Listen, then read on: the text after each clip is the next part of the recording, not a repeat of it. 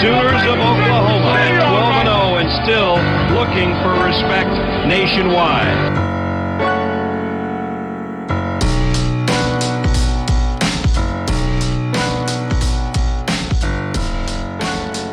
What is up, Sooner Nation? You are tuned in to the inaugural episode of Damian Mackey's 10 Thoughts.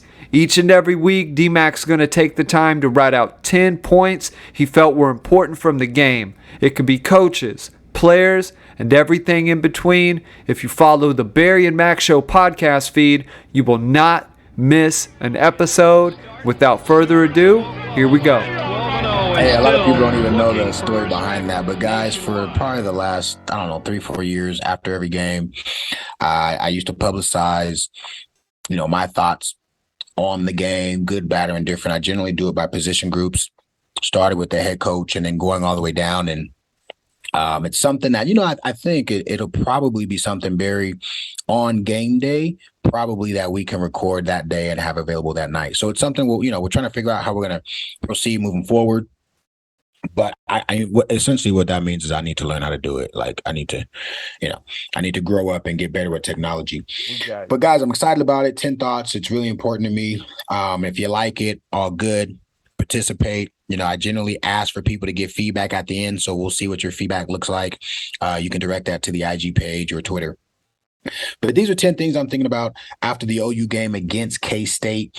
Game that, I feel like obviously coming up short and being the less physical team of the two, being the team that probably had more mental issues and concerns than the others in terms of pre-snap penalties and such. We didn't dominate the takeaway game. We didn't dominate special teams. So these were 10 things I'm thinking about. Number one is Coach BV. Especially in your very first season as a college football coach, everything's a learning lesson. We're going to be the polarizing ones. We're going to be the emotional ones. We're going to be the ones calling for jobs and saying who sucks and talking about which individuals are good, bad, or indifferent. You're inside of that program and you got to be in control, calm, cool, and collected, getting those troops ready to play on Saturday.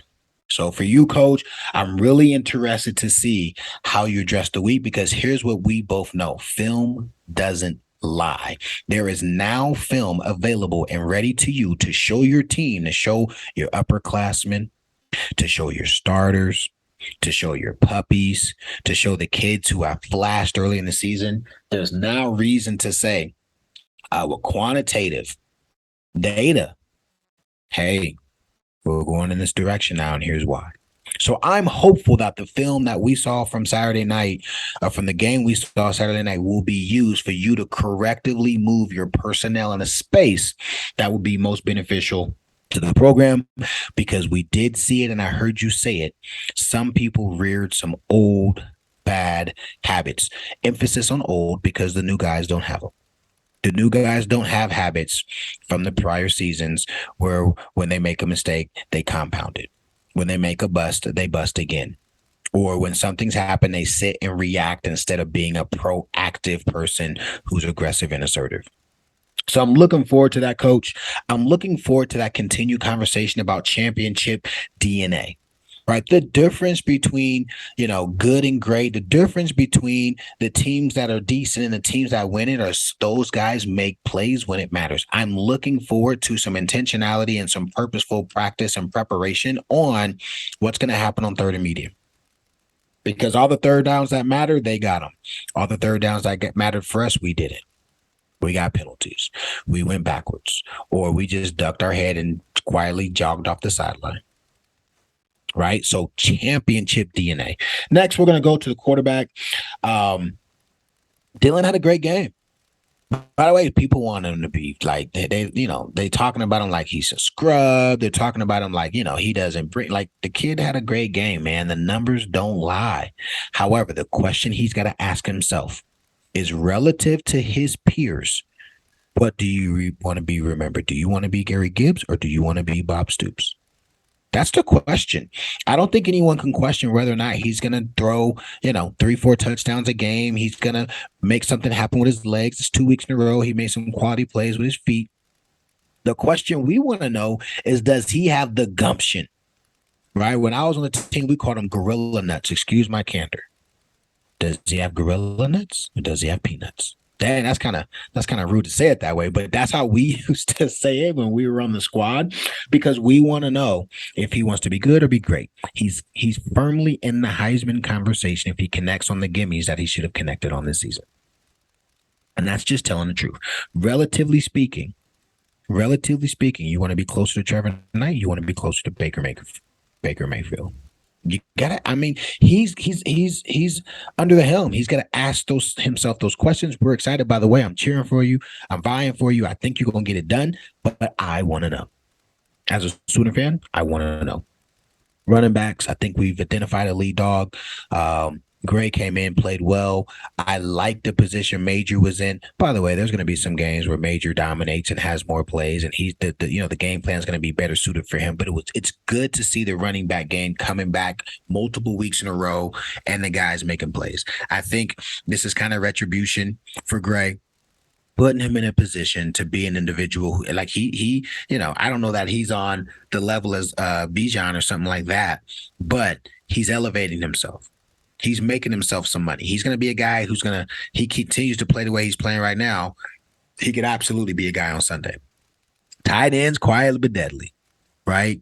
We got Willis. I think he had 5 catches, 2 TDs. He made a couple of beautiful catches that mattered. Both of his TDs were actually acrobat catches. He's showing that he's definitely a part of the backbone of this offense. Didn't see Parker get too much action out there on Saturday. Again, I think they shortened down the substitution deal, but good to see the tight ends play hard. O-line, when you don't hear a lot about the O-line, that means something good. We got to clean up the mental errors, the pre-snap errors that killed us. We left points on the field, but I got to tell you, I'm proud of you guys. 530 plus yards, 200 yards rushing. Quarterback stayed cleaning up right most of the day. We played from behind a lot of the game. I think we threw the ball over 35, 36 times, and we gave up 1 sack, and it was really a covered sack. So from the offensive side of the ball, clearly not excited and impressed about what we did, but we're making progress. I remember when people were saying the defense is lights out and the offense is going to be miles behind. I can't say that anymore. 10 thoughts. Number 6, guys, I want to talk about the wide receivers. It looks to me like, again, it's a theme, right? They're good. Theo Weiss is good. He makes that catch. He doesn't get caught. By the way, he looked a little lumbering.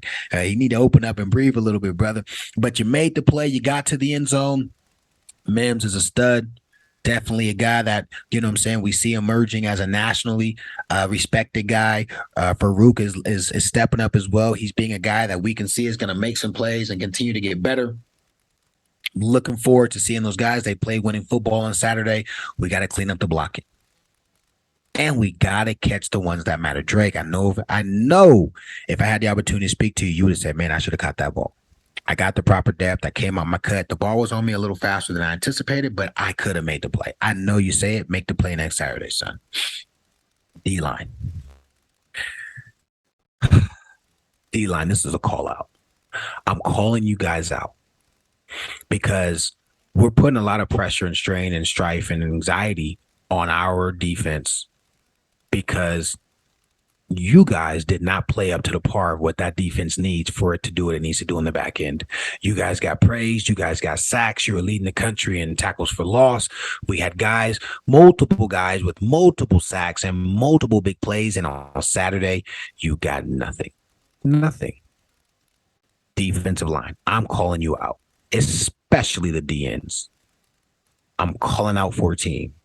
I'm calling out 40. I'm calling out 8. I'm calling out 33. And to the puppy, you need to get healthy. I was told you would have made a difference on Saturday. I know you got an injury. Get yourself in that training room and get yourself healthy. DNs, it's unacceptable. That was unacceptable on Saturday. Unacceptable. 1 play on the stat sheets between our 2 starting DNs who are both returning contributors. Not okay. Absolutely not. D tackles continue. When we needed to press that pocket and get Martinez to fold or to fall or to not have anywhere to go, there were many occasions where he ran right up the A gap. And sometimes we blitz. But I'm calling out the D line. You guys got to play better. It starts with you guys. Coach V's defense is the defense we need it to be when you guys are the dogs we need you to be. Backers. Sometimes stats lie. Linebackers. Sometimes they do. I'm looking at the stats and I'm saying, man, DU 15 tackles. Man, Stuntsman 10 tackles. Man, White 7 tackles. So how many of those tackles were on third down and they needed 8 and we got them at 5? How many of those tackles were behind the line of scrimmage? How many of those tackles resulted in a strip or a sack? How many of those tackles, happened and we depleted the guy and we separated ball from player? It seemed to me on Saturday night that most of those tackles were you guys grabbing and going on for a ride. And again, this is not a call out. I'm just telling the truth. Linebackers, you guys have been a position group that we've had faith so far this season that you guys were going. In fact, I'll take it a step further. I think Coach V's talking to you guys about bad habits. I don't know anything, but I will watch film. And I know my old coach. He's my coach. He's been my coach, so I can always claim him as my coach. I know how he gets down. I think some of those old habits are directed at you guys. I'm challenging you guys to trust your technique, trust your coaches, and I'm going to say a term that I used to love hearing Coach say all the time. Pull the trigger. Stop waiting. Pull the trigger. If you don't, there's a couple puppies behind you that will. One being number 7. That kid pulls the trigger fast. Cock, double barrel, boom, he's shooting the gap. He's shooting the hole. Pass breakup, forced fumble recovery. All right? Backers pull the trigger. Secondary.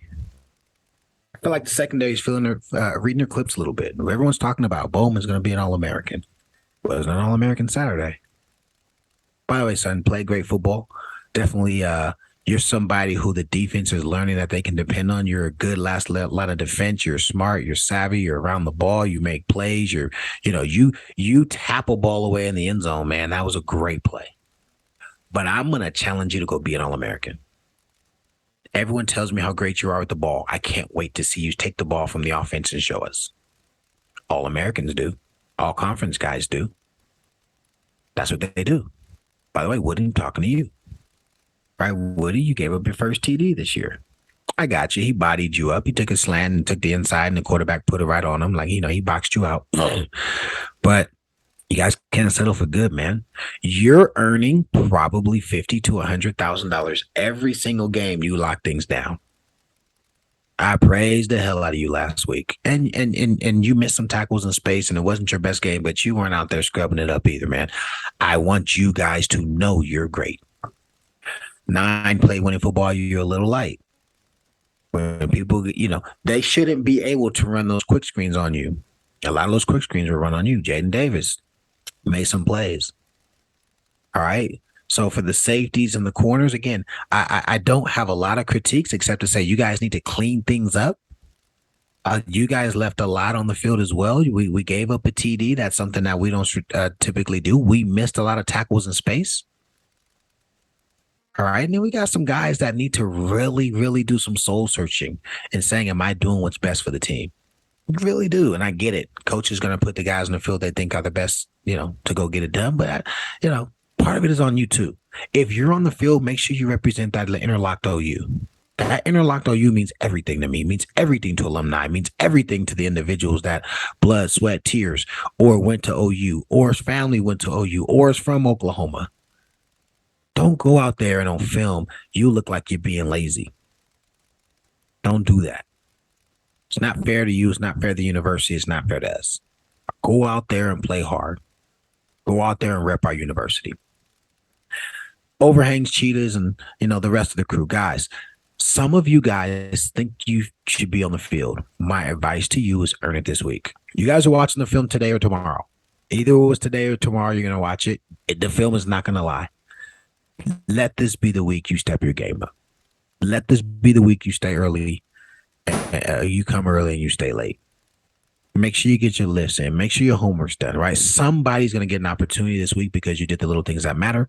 Somebody's going to miss their opportunity and you're going to complain.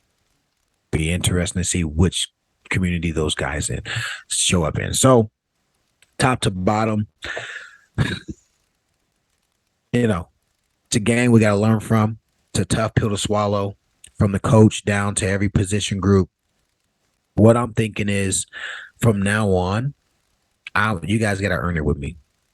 I'm not picking another blowout. By the way, ain't nobody in the conference terrible this year. We can't even just assume we'll blow out Kansas. So, and to summate this and to close it down, Barry, I'm just telling you guys, based upon what I've seen, I want you guys to put up and prove it every single week, and I know you can. Those are my 10 thoughts. I'm excited. Guys, do me a favor. Give me your biggest takeaways. You can either post them on IG, you can post them on Twitter. I'm interested to know what you guys are thinking about. What are some of the questions you have as it relates to the team? Generally, I'll take a day or two and respond to them. As many as I can get to, I respond to them personally. You can see what other folks have asked. My Instagram is Dame That Dude. You'll find me. Just look it up. My Instagram is D. I added a dot. By the way, I added a dot, Barry. So it's D.Mac13.